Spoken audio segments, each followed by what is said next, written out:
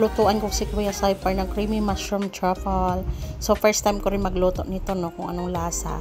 So, sa box may kasama siyang sauce, at saka may mushroom na rin siyang kasama, at may truffle oil. Nilaga ko muna yung pasta, tapos dinrain ko na yung mushroom, and then maghiwa ng bawang. So, maliliit yung ginawa ko na bawang, no. Tapos, nagisa na ako ng bawang, tapos sinunod ko na yung mushroom. Ayan, ginisa-gisa ko muna.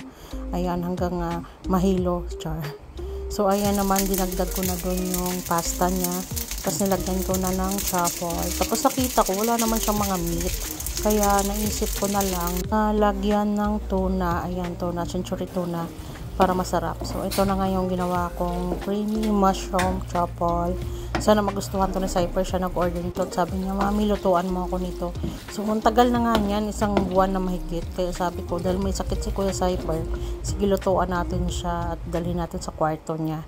So, ayan na nga, dadalhin ko to sa kwarto niya na para ma-excite siya na niluto ko talaga to. Matagal niya sinabi sa akin na lutuin ko kasi hindi ko magawa-gawa. Ayun, nagulat siya. Dinala ko pa daw yung pasta sa kanya. Pwede naman daw siyang bumaba.